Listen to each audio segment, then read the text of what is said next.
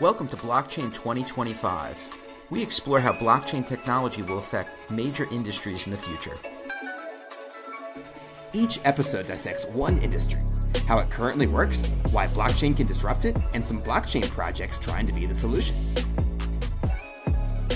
Blockchain 2025 is part of the Bitcoin.com podcast network. Learn about Bitcoin, create a wallet, and buy your first Satoshis all at Bitcoin.com. This is episode 9 of Blockchain 2025. My name is Matt Aaron. And I'm Nick Cutnero. Nick, good to have you, man. Exciting news. We got renewed for season 2. So listeners, what does that mean? Essentially, we're taking a week off and we're coming back with a new season. You know, today is episode 9. We'll have episode 10 next week and then 1 week break and a full 10 episode season. For sure. I guess that's what happens when you hit top 30 in business on iTunes. Oh, for sure. I've been annoying everyone at Bitcoin.com. It's like, hey, did you see us in the top 30? But yeah, man, in all seriousness, I'm pretty happy, man. I'm pretty happy to continue this. I think there's so many more industries we can cover. And listeners, please go to Bitcoin.com/podcast and reach out to us. What industries would you like to see in season 2? We're taking suggestions. Definitely. We rely on suggestions. I know Twitter is becoming more active with people voicing their opinions, sometimes for better, sometimes for worse, on their opinions about the show and the content. But any way you boil it down, we have listeners and we want to make this as valuable for our listeners as possible. So please feel free to reach out and we'll consider covering whatever industry you request. Yeah, and I'd say no podcast is good if you don't have any weird people on Twitter reaching out to you. I can say for this week in Bitcoin, Nick, we covered the 51% attack on Verge. And some of the Verge followers really targeted me pretty hard. But I take it in stride, man. I think it's good that people are listening to the show. But yeah, Nick, so what is today's episode? This episode will be discussing dating, or online dating, rather, using blockchain technology. Right. And this is actually an example of listeners that have reached out. And a lot of people want to know, what is dating like? Because there's been a lot of things in the news about fake profiles in dating. Of course, there was the Ashley Madison hack. So yeah, I'm excited to take a look and see what's going on here. And there are a lot of companies right now that are trying to get into the space. But Nick, let's talk about the current industry and your own experience. So online dating is a huge industry. It's totally acceptable in the year 2018. I'd say in the early 2000s, it had a bit of a stigma where people were reluctant to put themselves out there, create a profile, and look for a partner using the internet. So I always like to share a bit about my life and my background and story. So in 2011, I met my wife on the dating website OkCupid. The reason why I created a profile was because my buddy Jay, he had success with the website and encouraged me that it's good. There's like-minded women on the site for you to meet, potentially date, potentially even marry. And I did exactly that. I created the profile and put myself out there. And interesting, Rose, my wife today, was the first date that I went out on using OkCupid. So obviously their algorithm is on point, but I was at a good point in my life where I was ready for love. I was ready to find companionship, and I was ready to use online dating for what it was and go in with an open mind. So, Nick, I'm going to challenge you, and it's amazing that you met your wife that way, but was it really their algorithm, or do you think there was more luck there that you got an awesome match for your first date? Potentially luck for me. I think I'm the luckiest guy ever. For Rose, she went on a lot of first dates, a lot of coffee dates that just went nowhere. So she had been on that site for much longer than I have, looking for somebody like me. So probably fate, probably luck, probably writing killer copy, sales copy as an internet marketer to attract the right woman into my life. But I'd say a combination of all of the above, Matt. For sure. So yeah, so that was 2011. And I don't think, while it was probably popular, I don't think it was mainstream in 2011. Or maybe it was getting there, but today it's definitely mainstream. Without a doubt. And I think that the rise of mobile devices and how we use mobile devices has really changed the landscape a little bit, because when I was using OkCupid, I was utilizing their browser interface. I had a BlackBerry mobile device at the time. I probably could have used like a website to log in, but it really wasn't an app play at the time. And I'm so far removed from the dating scene. I'm almost positive that Tinder as we know it today, the app, was not what it looked like back in 2011, or potentially I'd have to go to Wikipedia for this. I'm not even so sure that they existed back then. So Tinder was founded in 2012, but there's no doubt about it that it was much smaller than it is today, right? Where everyone's using it. So Nick, I got into the Tinder game late. I got in this year, and I'll say a couple things. I've crowdsourced from a lot of friends. I've had friends that have gotten married and they met off Tinder. I've had plenty of friends that have gone on really crappy dates and they said, no more Tinder, no must. They don't want to deal with Tinder anymore. And they say, you know, there's people on there that they aren't serious, or they don't even want to go on a date. So they're spending hours and hours chatting their phone and not actually meeting people for coffee. So I've seen mixed results. I've seen amazing weddings. And Nick, you know, you met someone online at work, and obviously the cell phone and apps like Tinder have changed things because you can go anywhere in the world and it has a geolocator with a dating app. So for those that haven't used Tinder, meaning that you open the app and all of a sudden it shows people that are within a 5-mile radius of you. So you can have potentially instant connections. And I know some people use it as a way to just to meet people. So there's definitely a lot of cool things going on with it. Definitely. There's no doubt that people are using dating apps. There is no doubt people are using dating websites. There's no doubt that people are actually getting married from these types of connections using technology. So, Matt, I was reading a poll on the not.com, and this is relatively recent from 2017. And the poll was comprised of brides, and they said that 19% of all brides met their spouse online. So let's just use round numbers. 20% of all marriages happening today over this large data set that was uncovered on the not.com led to marriage. So the percentages are remarkable for where we're at today, because marriages are impacting our future. Think lineage, think children. It's transpiring from the internet, which is so incredibly cool. Yeah. And what do you think? So it's 2017, 19%. What do you think the number will be in 2025? I'd say probably 38%, under 40, but not quite the majority yet. Damn, you got a specific number with a lot of confidence there. Well, I'm usually right, so to the number.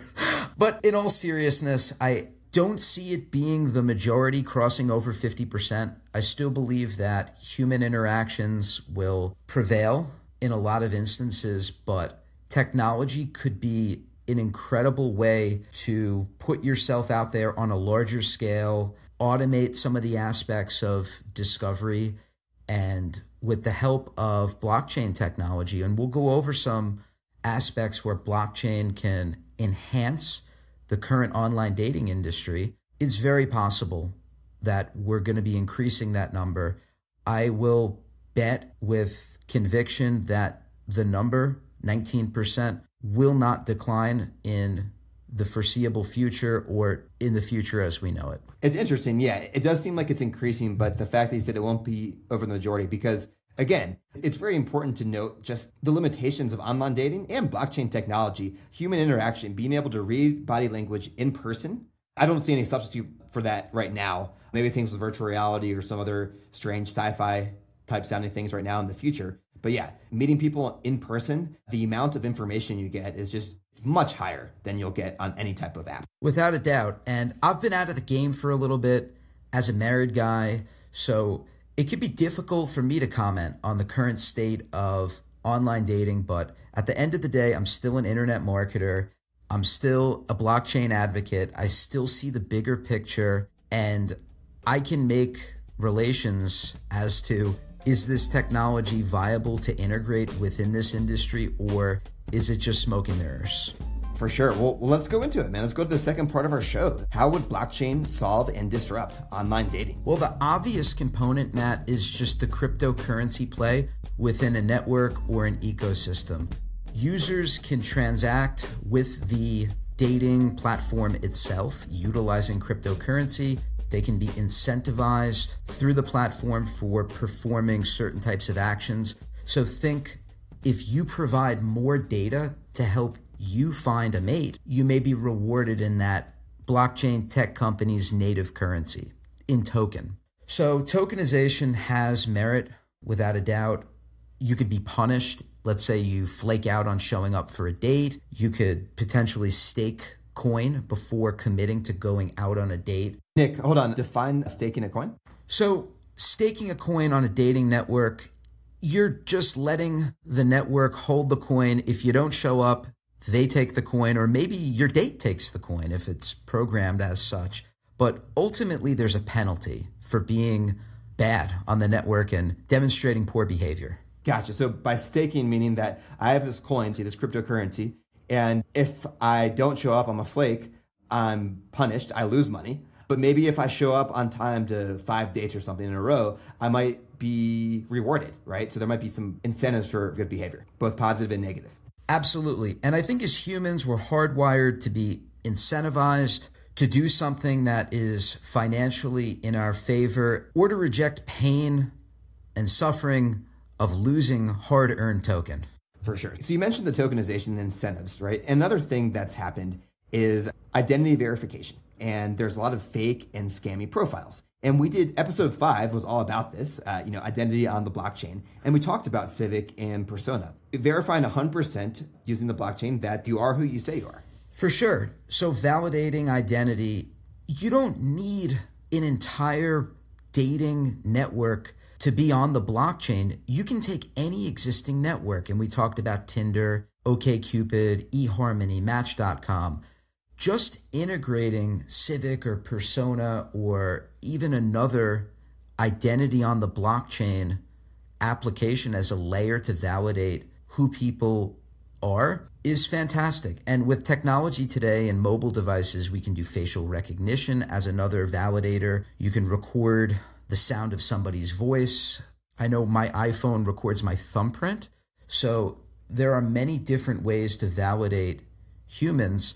So users of these dating sites are less likely or potentially in a position where it's just no longer a reality to be scammed or deceived or to be lured into a situation that may be uncomfortable. For sure. And there's ways to verify your identity without blockchain, but I think it's just worth noting, as we talked about in the identity episode, that if you have an identity blockchain integration, you know your data is safe and it can't be hacked. And that comes down to enhanced privacy, right? I guess the most famous one in the news was the Ashley Madison hack. So a few years ago, there was a website, Ashley Madison. They specialized in adult dating, fling type encounters. Very simply put, if you want to do bad things in your current relationship, you'd go to Ashley Madison to find other people in your area who are willing to participate as well. So the Ashley Madison hack is important because it provides a lot of inspiration for blockchain tech companies to solve a problem utilizing this new technology, more specifically in the dating industry. Gotcha. Okay. And so all that information got hacked. And what happened? Well, there was a leak. You can tell the names of individuals, billing records, email addresses. It was zipped up. We're talking gigabytes and gigabytes of data and available for anyone on the internet to access, creating uncomfortable situations for members of the site, creating reputational challenges for people found and discovered on that site that knew they shouldn't have been there. Yeah, and I know that it was a huge controversy, and there was some customers had paid a $19 fee to Ashley Madison to supposedly have their data deleted, and it ended up getting released anyway by hackers. So yeah, that was a problem. And that's, again, a symptom of a central collection of data. All of the data, all of the records in one place and not distributed like it would be on a blockchain. Okay, what else? Also, you mentioned verification. Another problem that people have mentioned with online dating is that people do not look like they do in real life. They don't look as good as the pictures. Could blockchain help that? For sure. Timestamping when images are taken or having certain images validated. We talked about this with just content in general in previous episodes. Matt, if you remember Poet, it's very possible to take what they're doing with content and authorship and timestamping and just apply it to a dating image. So verifying photos, the time that the photo was taken, you can 100% prove that this photo was recent, right? And stored on a blockchain. And then what about like editing? Can you prove that a photo has not been photoshopped?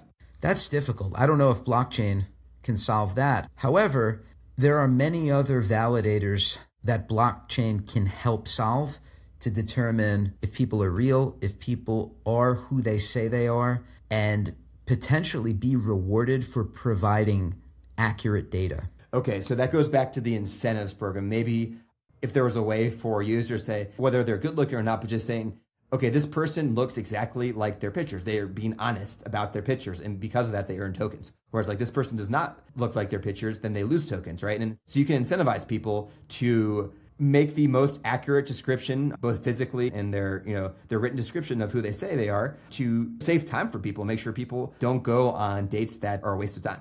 At the end of the day, I don't see it as blockchain being the technology that solves these issues. Support tickets on dating websites, feedback on dating websites.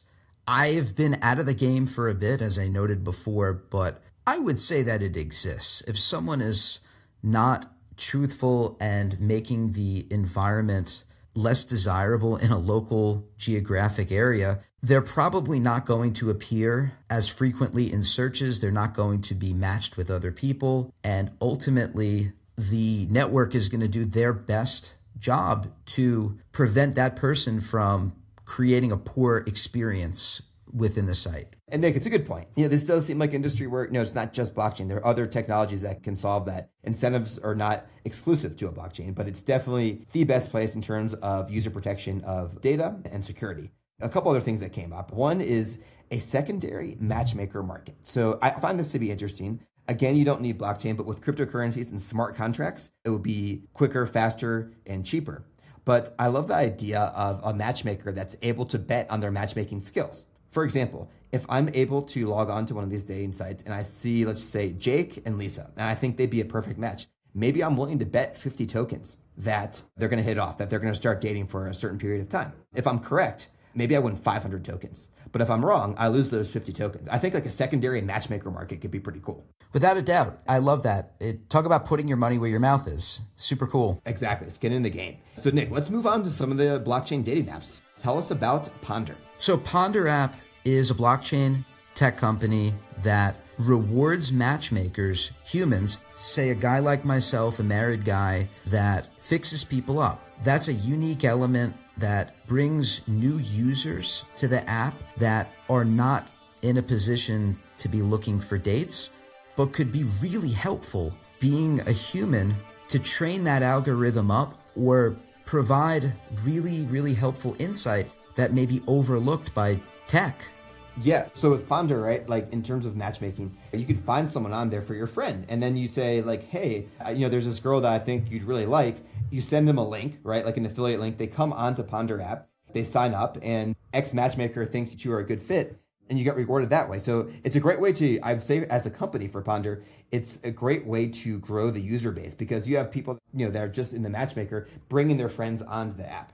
That's pretty cool. Well, I think it's fantastic. And the bounty of receiving $1,000 if that relationship progresses to marriage, well, that incentivizes good behavior for matchmakers, and it makes it serious and competitive, the environment where matchmakers who are rated highly, they want to maintain that status so they can bring people together, but also be compensated for their skill or intuitive abilities. Sure. Matchmaking is human resources. It's the people reading skill. And matchmaking is a big industry, both online and offline. So the idea of bringing that on to the blockchain and having ratings and being able to use smart contracts, meaning verify when people have gone on dates, they're happy, whatever metrics you use to determine what a success is. Is it 5 dates? Is it marriage?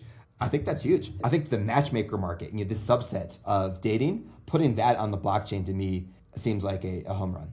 Without a doubt, it's a really unique approach to get users to the app and to get people talking about it. Yeah, there's a few other apps that are, I guess they're similar to Tinder, right? And they're based around the thing we talked about is, privacy of data and making sure profiles are not scams. And to be fair, there's tons and tons of dating websites.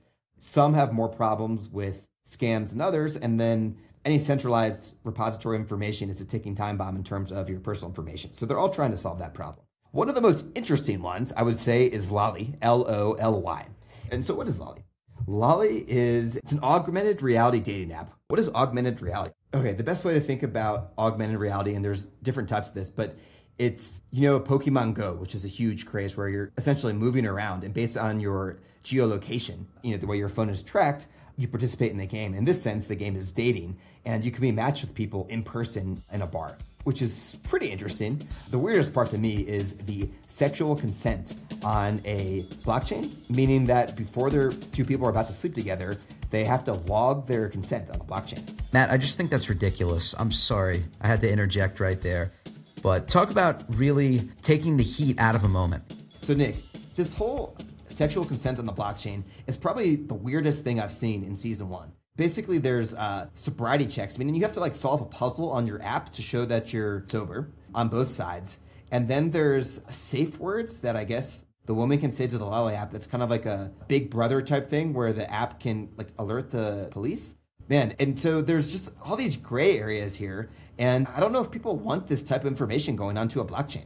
If you know me, Matt, you'll know that I'm a big believer in blockchain. I'm an advocate, but some of the things that you've described are the most ridiculous things I've ever heard in my life outside of technology. If you're having an issue, text a friend. What do you need a safe word for the app? Sexual consent on the blockchain, there are certain things that should never be on the blockchain. Why would anybody want their sexual history on the blockchain? That is just forever stamped. Talk about killing the mood, taking a sobriety test. Who is to say that we're sober or inebriated? It doesn't make a difference. We're trying to identify problems that I don't believe exist, or there are solutions that exist. If any party is intoxicated, we'll just go home. Yeah, a serious problem is sexual assault that happens on some dates, but I think this app is trying to take advantage of that and act like their app's going to be able to solve that, which they're not going to be able to do. So anyway, I understand, I guess the goal is to make sure there's consent, but I still think that can be, hacked regardless if someone has both phones, which is pretty likely if they're on a date together. And yeah, again, this goes back to the limitations of blockchain.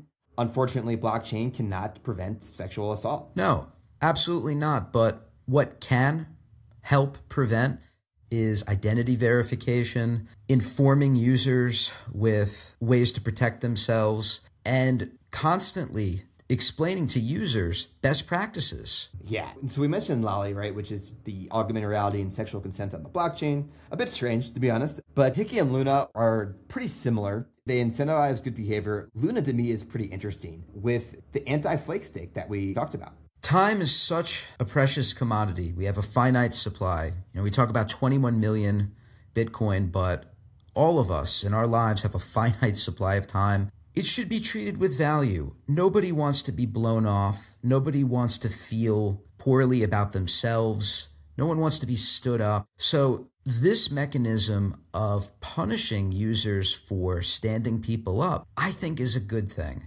because you want people to be happy interacting with the site, not wasting their time or feeling really bad about themselves. Totally. And moving on to the conclusions, Nick, if it works, I think it's great. The overarching theme of this episode, I think, is just data privacy is important, but do you need a full app or just a blockchain integration to solve that, right? Blockchain is such a buzzword, right? The reason we're doing this show is because we believe in blockchain technology and the role it's going to make in the future. But just like anything, just like AI, just like big data, it gets misused all the time. And overall, it does seem that while there are some interesting aspects here, a lot of these blockchain data startups are doing ICO because it's a good business opportunity. Absolutely. The biggest takeaway when looking at online dating today, as we know it, is the size of these sites in terms of user base.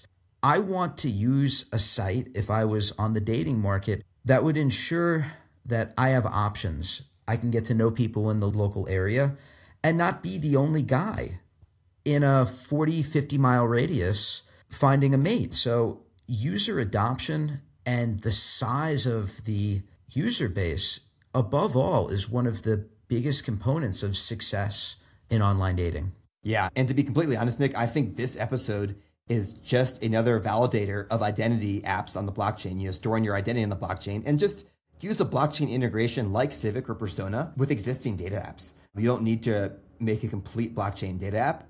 Preventing scams is great. That can be done using identity, making sure people are who they say they are. And then because of cryptocurrencies and smart contracts, I do think that matchmaking is an interesting area. So Ponder is pretty interesting to me. I agree with you, Matt. And that's the unfortunate landscape of today's cryptocurrency and blockchain world, where you can just throw the word blockchain out like confetti and it holds no weight. You could throw it around freely and it's a party. Yeah, we're doing an ICO. I do think that there are some ICOs in this space which are better than others, like in any industry, but it comes down to pain points. What's one of the biggest pain points with online dating? You see it on the Dr. Phil show and on the news about people getting scammed. It's not knowing who you're communicating with on the other side of that screen. You can be compromised financially. You can be compromised physically. You can be in a worse situation than you were before. A close second, I don't know how big of a pain point this is being stood up, is your time not being respected. So as you mentioned before, Matt, the identity plays really complement online dating today and can really help it progress as we grow toward the year 2025.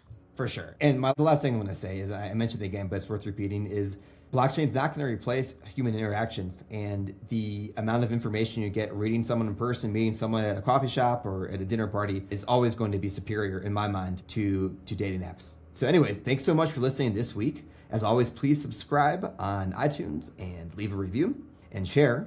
And Nick, what is the industry we're covering next week? Next week is going to be a fun episode. We'll be talking about cryptocurrency, money on the blockchain. Yeah, so stay tuned next week for the industry of money. Thanks for listening to the Bitcoin.com podcast network. To learn more about our shows, visit Bitcoin.com/podcast. Bitcoin.com podcast network.